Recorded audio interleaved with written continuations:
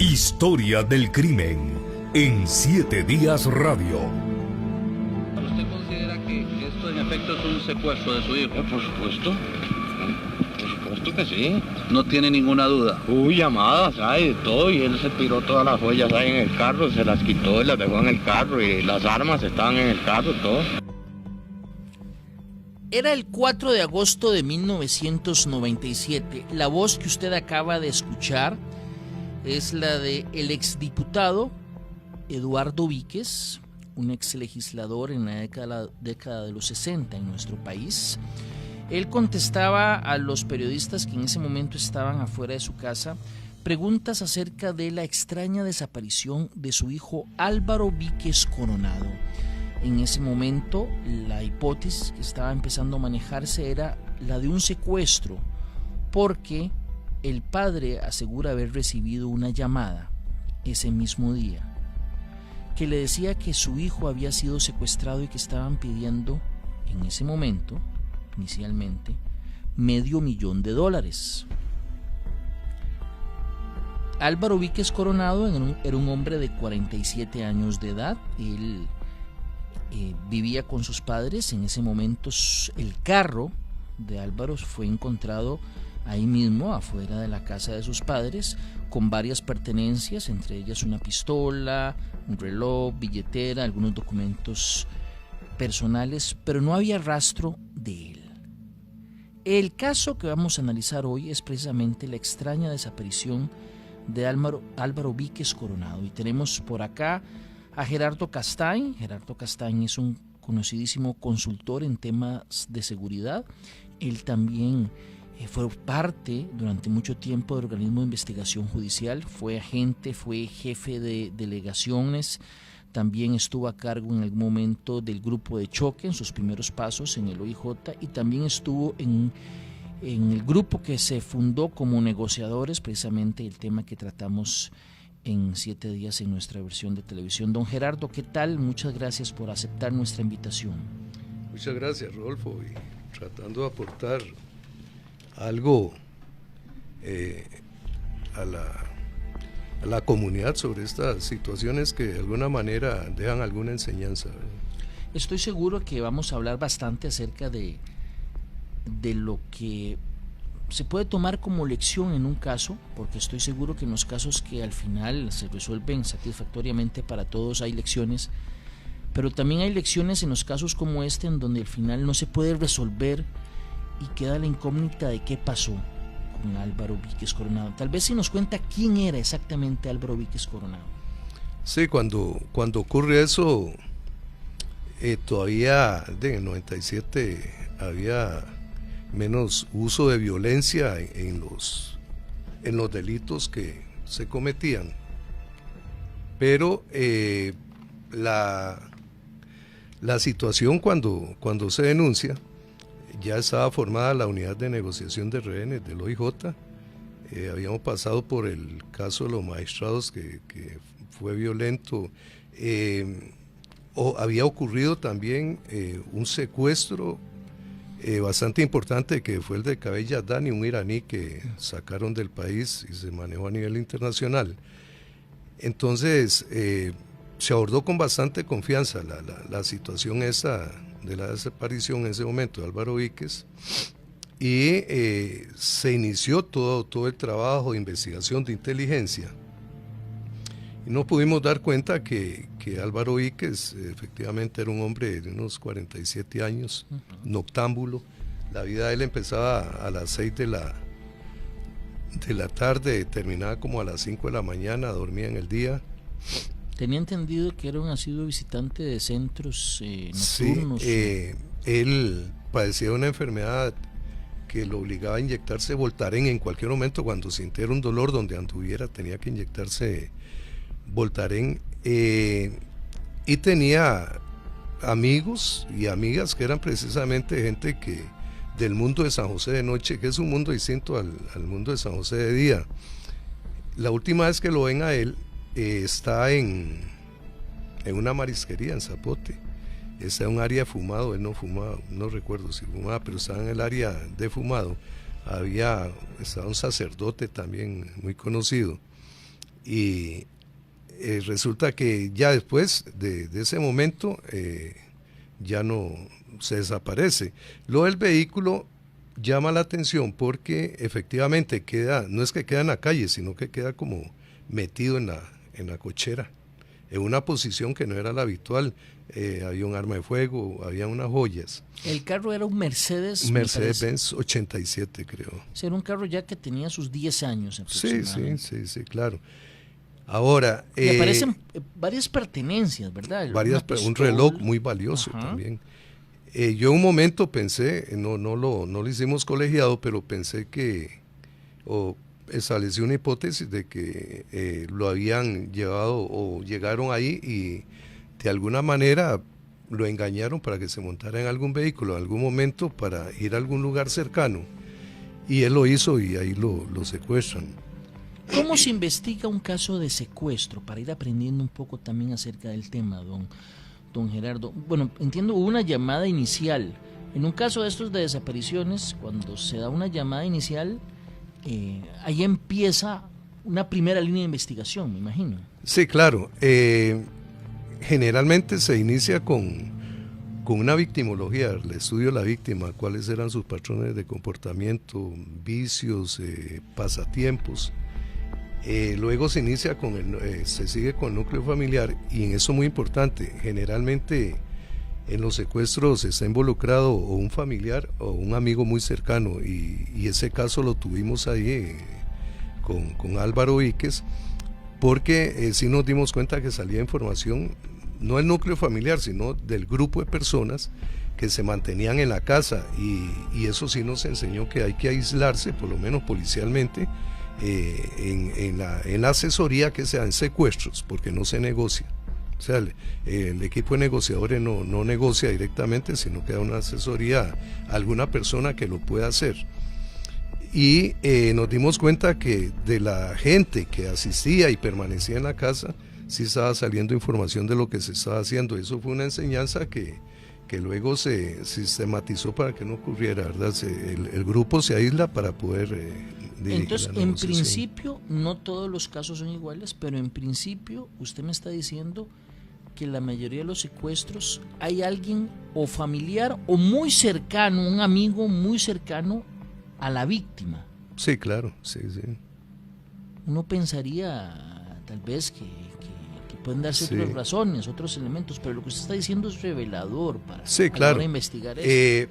Puede darse varias modalidades. Una, que directamente un amigo cercano dé la información sin involucrarse, o que esté involucrado directamente. Nosotros pensamos que una mujer ahí sí estaba en contacto con los secuestradores y sí se hermetizó, por decirlo de alguna manera, toda la actividad, la dinámica policial, porque sí podía ser un problema. Generalmente en los secuestros, que son distintos a la toma de rehenes, uh-huh, y son distintos a los atrincheramientos, en el secuestro el negociador orienta a la persona que está negociando, que puede ser un familiar que tenga algún poder de decisión, y el negociador lo que hace es orientarlo, porque lo primero que piden los secuestradores es que no se le avise a la policía. Si se dan cuenta que es la policía, pues lógicamente va a haber una repercusión en la integridad física del secuestrado. En la negociación de rehenes sí se negocia directamente. El negociador policial se identifica, como el caso de los magistrados, se identifica directamente y no hay ningún problema. Y en los atrincheramientos también se puede identificar el negociador policial y tampoco hay problema, pero en el secuestro sí hay que tener mucho cuidado. Estamos conversando con Gerardo Castaing, que es criminólogo, es un ex policía con muchísima experiencia, también es docente en el tema de criminología, y yo estoy seguro que nos está guiando para comprender un mundo que para la mayoría de nosotros es un mundo ajeno, un mundo distinto. Lo primero que nos estaba diciendo es que en un caso de desaparición se hace una victimología, se estudia los hábitos, el perfil de la víctima. En el caso que estamos analizando hoy, el de Álvaro Víquez Coronado, nos dice que él tenía una vida muy bohemia, entonces él posiblemente estaba relacionado con unas personas que tenían también su mismo perfil, Sí, claro. El San José de noche, que es muy distinto al San José de día, y ya eso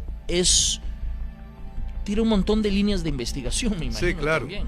Sí, algo que hay que utilizar también son las pruebas vitales, que es un sistema muy complejo y la policía debe tener mucho cuidado al utilizarlos. Estas pruebas vitales se hacen a través de preguntas que se le realizan a los secuestradores, que pueden ser telefónicas o pueden ser también mediante periódicos.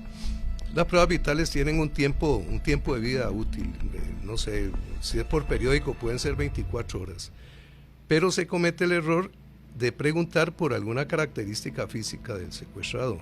Si lo han matado, o sea, si ya está muerta la víctima, es fácil que físicamente los secuestradores vean alguna característica que se le pregunte, y entonces se está negociando sobre algo que no se debe negociar. O sea, si ya la víctima se comprueba que está muerta, no hay negociación y ya se da toda la proactividad policial para llegarle a los secuestradores.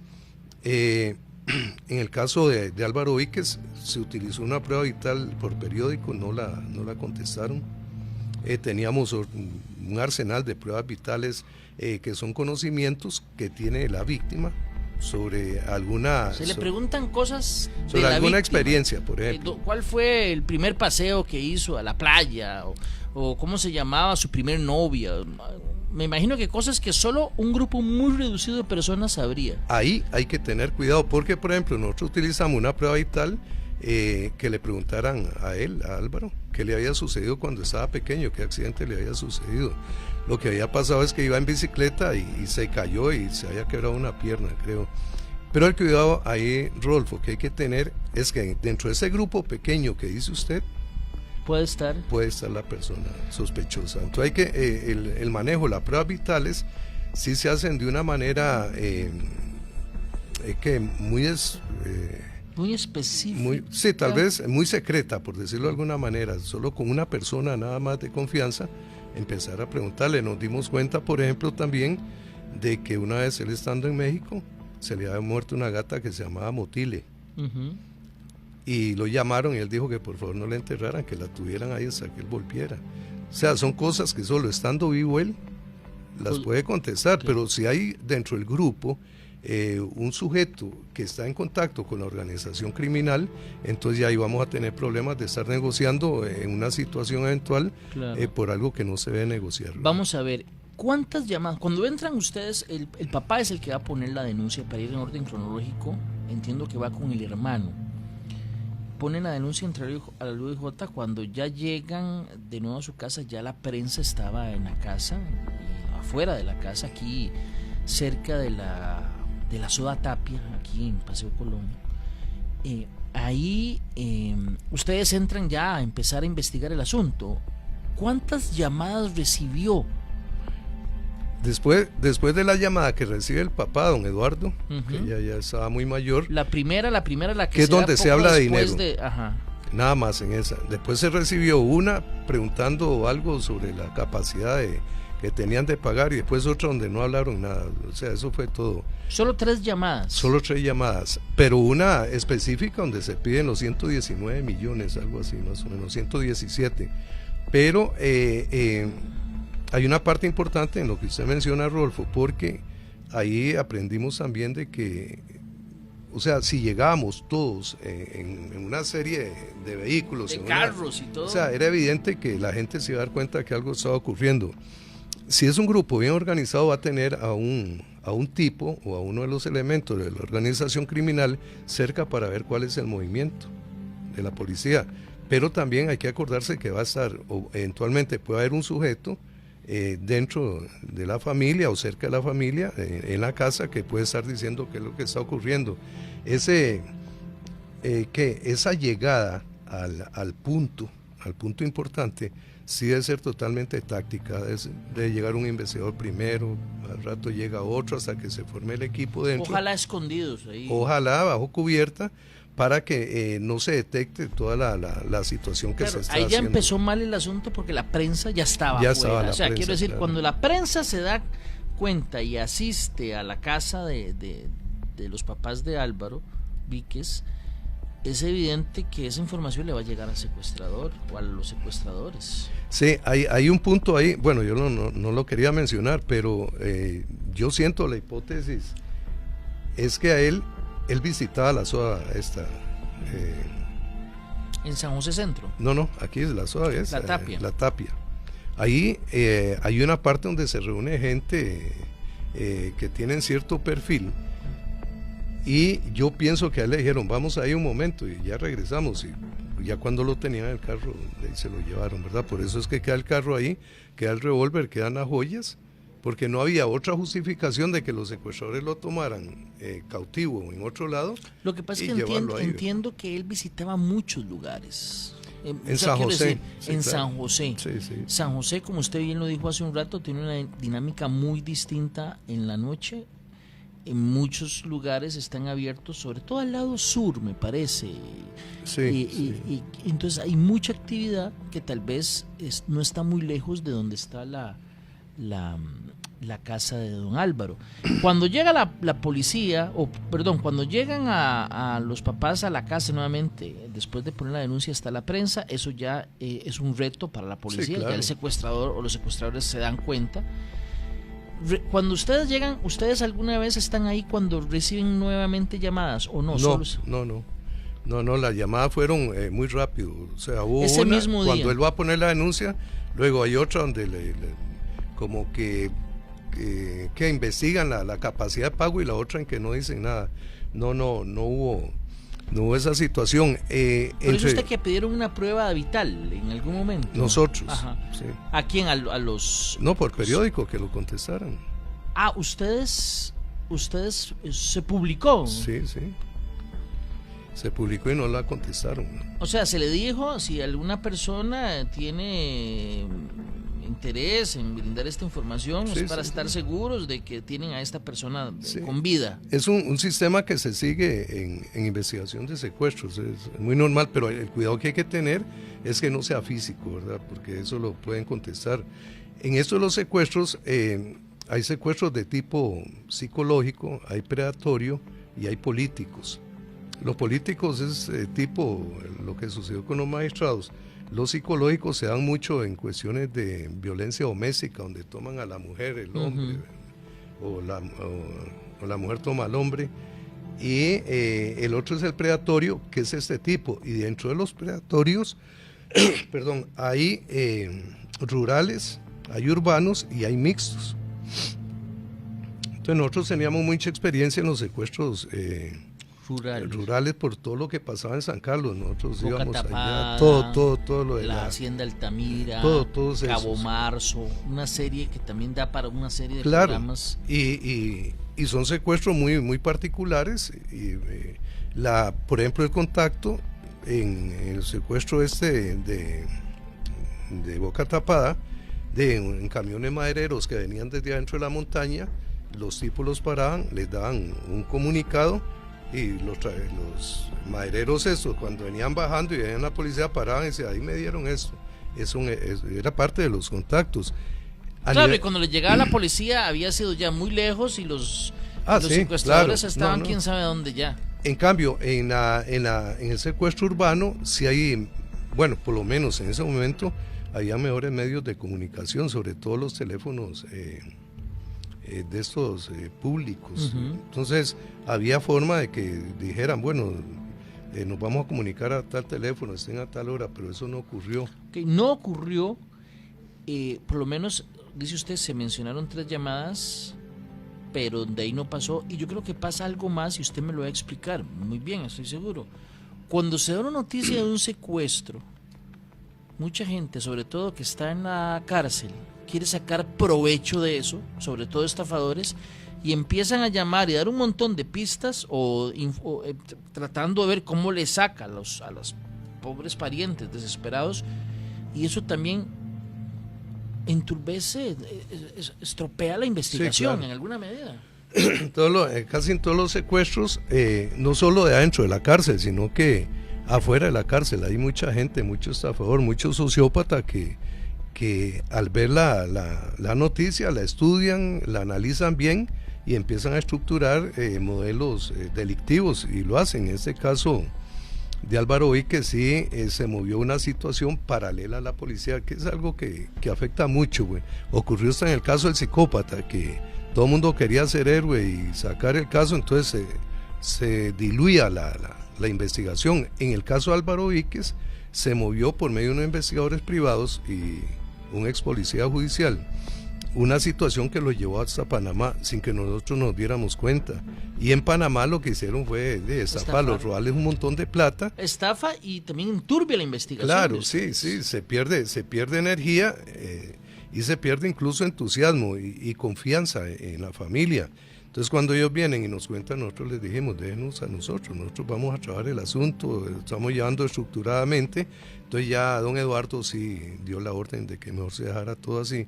Pero como dice usted, eran decenas de informaciones que llegaban y a veces hay que investigarlas todas. Desgraciadamente son casos muy delicados, el secuestro, el homicidio, por ejemplo, en que donde llega la información, que son todos los datos que llegan a poder de la policía sin verificar, sin procesar y sin ordenar, y que hay que procesarlos, verificarlos y ordenarlos. O sea, hay que convertir la información en inteligencia.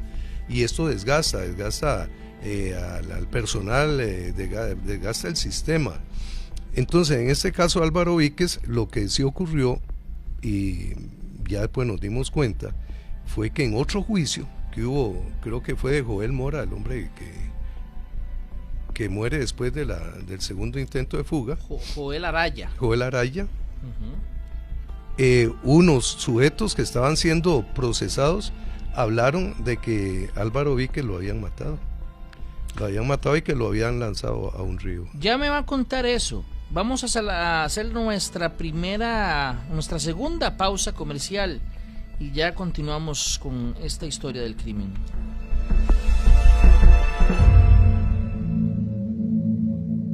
Siete Días Radio regresa después de la pausa. Aquí, en Teletica Radio 915. Generamos conversación. Los seguros colectivos de vida y salud que ofrece BMI protegen lo mejor de su empresa, el capital humano. Desde cobertura de gastos médicos por maternidad hasta pólizas de vida por incapacidad total y permanente. Los colectivos BMI están diseñados para brindar tranquilidad al talento de su organización. Asesórese con nosotros. Comuníquese al 22 28 60 69. Segurosbmicr.com. Estas elecciones impactan todo lo que usted tiene cerca. Las aceras del barrio que usted tiene cerca, los encuentros culturales que usted tiene cerca, las comodidades en la feria que usted tiene cerca. Por eso, estas elecciones se viven de cerca. Cerca participando con sus vecinos, cerca conociendo a los candidatos y sus programas, cerca comprometiéndose con su comunidad y sus necesidades, cerca eligiendo a su gobierno local. Mi voto, mi cantón. Elecciones Municipales 2020. Un mensaje del Tribunal Supremo de Elecciones.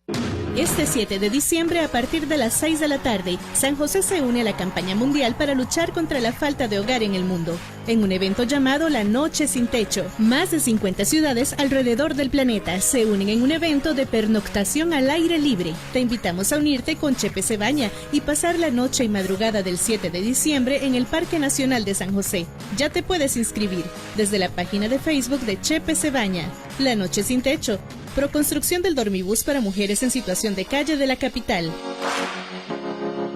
Hola, soy Isaac y quiero contarles que estoy estudiando Administración, Logística y Distribución en el CTP José María Celedón Brenes, gracias al apoyo de Fundación Ciudadelas de Libertad, una fundación que me ha impulsado a mí y a otras personas a ser líderes tal como su fundador quería que fuera. Tenés que conocer lo que hacemos en Fundación Ciudadelas de Libertad. Un mensaje de Fundación Ciudadelas de Libertad en colaboración de Copeande.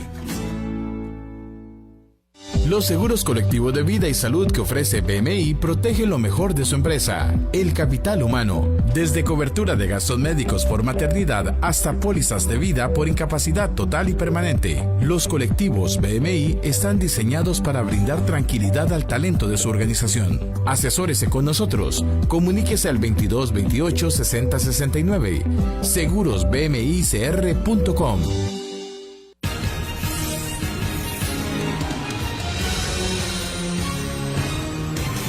Todo el acontecer nacional e internacional al instante en una sola frecuencia de radio. Telenoticias por Teletica Radio 91.5 FM. de lunes a viernes a las 6 de la mañana, 12 mediodía, 7 de la noche y 11 de la noche. Sábados a las 7 de la noche y domingos a las 6:30 de la tarde. Telenoticias por Teletica Radio 91.5 FM. Generamos conversación.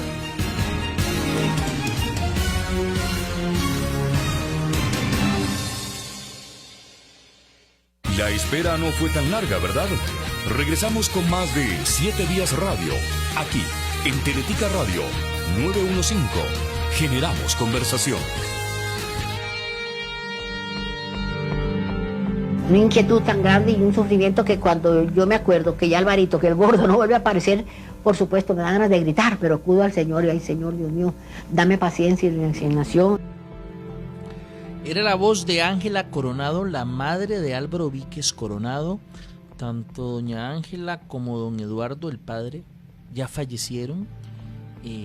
Entiendo que sobre todo el caso del padre, aunque evidentemente la madre la acabamos de escuchar, pero en el caso del padre le impactó emocionalmente muchísimo porque entiendo que era muy cercano con Álvaro y al final pues ambos padres que ya tenían una avanzada edad murieron sin conocer el paradero de su hijo Álvaro. Gerardo, entiendo que hay una luz que aparece, como usted ya adelantó, en un juicio que se había dado pues mucho tiempo después de la desaparición de Álvaro Víquez Coronado por otra causa, un juicio por la muerte de un privado de libertad que había organizado un intento de fuga de la cárcel de la Reforma, y ahí, como usted nos adelantó, se dio alguna información que podría arrojar luz en este caso. Sí, lo que ocurre en esa situación es que generalmente en los juicios a organizaciones criminales o a delincuencia organizada siempre colateralmente salen informaciones, pero esas informaciones no están siendo, yo diría que atesoradas por el Ministerio Público. El Ministerio Público no tiene una oficina de inteligencia en donde hayan funcionarios que asistan a los juicios, a ciertos juicios, y puedan recabar toda esa información e incluso puedan tener acceso a los expedientes para tratar de sacar factores comunes con otros casos. En uno de estos juicios, sí, un sujeto mencionó que Álvaro Víquez en los primeros días lo habían matado y lo habían lanzado al río Tárcoles con un fin evidente. Y esto lo supe... El río Tárcoles, el que está infestado de cocodrilos. De cocodrilos, esto lo supe de una forma casual, pero sí nos enseña también de que el Ministerio Público debería tener, o el OIJ, una oficina de inteligencia, o la oficina de inteligencia del OIJ, agentes que estén asistiendo a ciertos juicios o que estudien ciertos expedientes para tratar de sacar informaciones que puedan relacionarse con otro caso. En esto de Álvaro Víquez, igual que en muchos secuestros, sucede algo que ha sido característico con los secuestrados que han liberado. Cuando he conversado, siempre el factor común que tenían era que nunca pensaron que iban a ser secuestrados, y es un pensamiento también muy tico, ¿verdad? A mí nunca me va a pasar nada. Entonces, por ejemplo, desde el punto de vista de capacitación para ejecutivos, personas que están en riesgo de ser secuestradas, no hay un acceso directo porque precisamente piensan que a ellos no les va a pasar nada. Y es una situación de total desamparo, de total falta de medidas de seguridad. Por ejemplo, en el caso de Álvaro, él andaba expuesto, hacía gala de ciertos lujos, andaba un carro bueno, un Mercedes-Benz, y hacía gala también de tenencia de mucho dinero. Hay que tomar en cuenta que un hermano, sí, efectivamente había muerto en la guerra de Irak, y a ellos les habían dado una pensión, y lógicamente que él manejaba bastante dinero como para la primera guerra del Golfo, porque hubo varios eventos en Medio Oriente, y fue cuando Irak invade Kuwait, que se da una primera intervención. entre el 90 y 91, finales del año 1990, inicios del 91, hay una intervención militar. En esa intervención muere un hermano de Álvaro Víquez y recibe una pensión nada despreciable en cantidad, entiendo. Dinero, sí. Y puede ser, me imagino que ustedes lo manejaron dentro de las hipótesis, ahora que usted decía al inicio explicando que hay una gran relación entre la mayoría de los secuestros y el perpetrador o alguien ligado a los perpetradores que sea familiar o muy amigo de la víctima o de la familia, posiblemente también ahí podría haber algún ligamen en ese caso. Claro, alguien se dio cuenta de eso y dijeron, bueno, aquí hay dinero. Generalmente en el caso de los secuestros predatorios es el logro de dinero, ¿verdad?, por parte de la delincuencia, pero tiene que haber un nexo. Esto de los secuestros que ejerce un problema psicosocial, o sea, toda la familia se ve afectada. Si hay gente que se involucra en la organización criminal que hizo el secuestro, es posible que tomen en cuenta estos factores para estar aún más cerca de los familiares, dándoles apoyo moral, entre comillas, dándoles algún tipo de respaldo para tener todavía más cercanía hacia la información que tienen los familiares y poder estar alimentando a la organización criminal. Y eso las personas que den asesorías en secuestros o la policía, la unidad de antisecuestros o la unidad de negociadores lo debe tener en cuenta para tratar de establecer patrones definidos dentro no dentro del hogar, sino más bien dentro de la casa, no en el hogar sino dentro de la casa, para que no vaya a salir información que afecte negativamente la investigación, ¿verdad?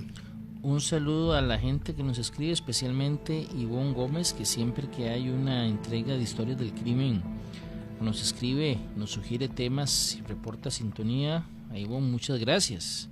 Y hay gente que nos está enviando sugerencias de temas. Aquí veo que nos hablan de el psicópata. En alguna oportunidad se estuvo por acá hablando particularmente del caso de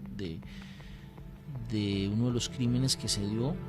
Y también nos hablan del Chacal de Huachipelín, un caso bastante viejo. Me parece que ese es de 1985, si no me falla la memoria. Sí, por ahí más. Alguien que nos escribe por acá y nos sugiere, vamos a tomarlo muy en cuenta para próximas emisiones. Hay un dato interesante con respecto al caso de Álvaro Víquez, y que yo lo aprendí con usted cuando yo cubría sucesos, que el delito del secuestro es un delito que implica una estructura más amplia, ¿verdad? Es crimen organizado en el sentido de que se necesita un lugar donde tener a la persona secuestrada, alguien que lo cuide, alguien que negocie, alguien que vigile. Ese tipo de características hace que sea propiamente crimen organizado, porque se ocupa de una estructura mucho mayor que para otros delitos, evidentemente. Y me parece que en algunos casos yo he leído que hay estructuras tan organizadas que tienen hasta un médico que se encarga de vigilar que la víctima no muera. En el caso particular de Álvaro Víquez, si usted lo adelantó, él padecía de varias cosas. Yo, releyendo el caso, me acuerdo que los mismos padres habían señalado que él tenía un sobrepeso muy marcado y que eso lo hacía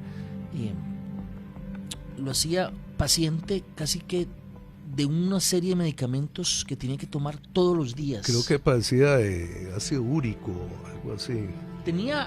Yo recuerdo lo recuerdo muy bien porque preparándome para este caso repasé y vi algunos de los reportajes. Y doña Linet Saborío planteaba que él, entonces la directora del OIJ, que Álvaro Víquez ocupaba varios medicamentos. En una condición de secuestro, si esta persona está aislada, posiblemente no tenía los medicamentos a mano, solo los tenía en su casa, todo eso posiblemente también pudo haber influido en que Álvaro Víquez muriera mientras estaba secuestrado. Sí, claro, orgánicamente y mentalmente la persona debería estar en excelentes condiciones para soportar un trauma de ese tipo. Si es una persona enferma, con bajas defensas y mentalmente débil, un trauma de estos, un shock de este tipo, le puede orinar hasta un paro cardíaco, un infarto y se les muere el hombre, más si lo trataron violentamente. En los secuestros sí se dan varias etapas. Está la etapa de inteligencia, que es cuando se selecciona el objetivo, se hace el estudio de la capacidad de pago, la dirección, cuáles son sus movimientos. Luego hay una etapa de levante, que llamamos, que es la etapa de captura. Hay que seleccionar el sitio, un sitio seguro para los secuestradores, que no les vaya a implicar algún obstáculo a la hora de huir. Luego está el bodegaje. El bodegaje es donde lo van a tener a él, que es esa parte que usted dice. Generalmente aquí en el bodegaje se produce un fenómeno psicológico que se llama síndrome de Estocolmo, porque en el bodegaje tiene que haber un bodeguero, o sea, una persona que va a cuidar al secuestrado. Generalmente a esa persona le dicen que lo trate bien, que no lo deje ir, pero que lo trate bien, que le dé alimentación, y esta relación hace que se dé un intercambio recíproco de sentimientos positivos, y esto en las capacitaciones que se le hacen a los ejecutivos pueden utilizarlo ellos para sobrevivir. De hecho, es un recurso de supervivencia. En esa etapa de bodegaje la policía a través de ciertas instrucciones puede hacer que que se propicie ese síndrome en que se alguna propicie, medida. o sea, sí, que se utilice el síndrome como una manera de supervivencia. O sea, un curso, digamos, por decirlo de alguna manera, la gente que se prepara como parte del riesgo por su perfil debería de tener, digamos, en cuenta no solo la posibilidad de ser secuestrado, sino un protocolo o una serie de indicaciones para saber qué hacer.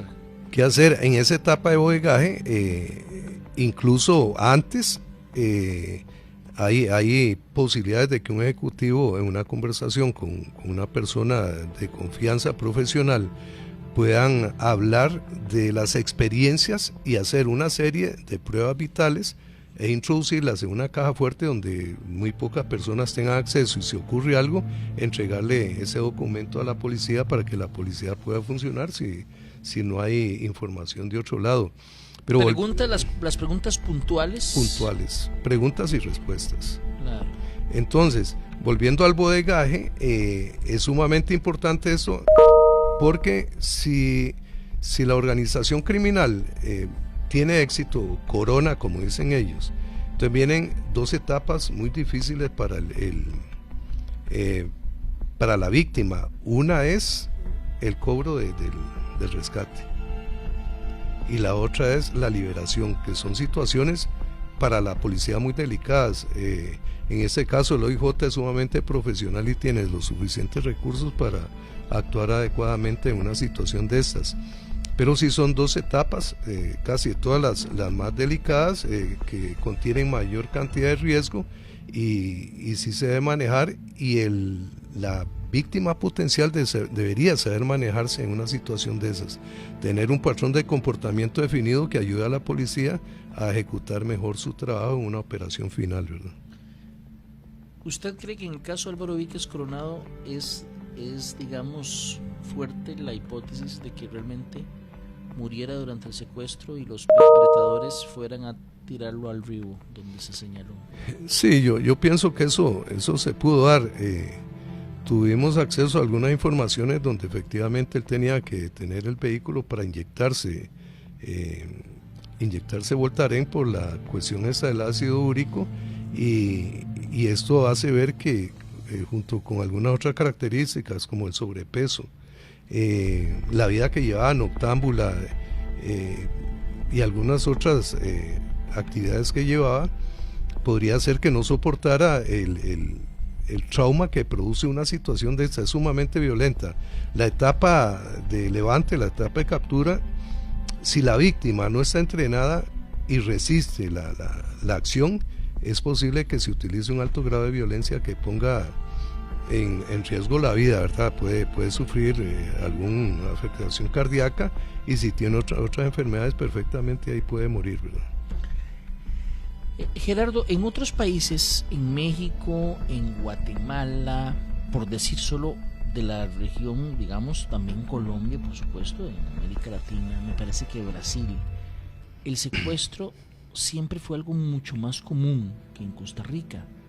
¿Por qué será que por fortuna parece que el secuestro no fue algo que tomó tanta fuerza en Costa Rica como en otros países?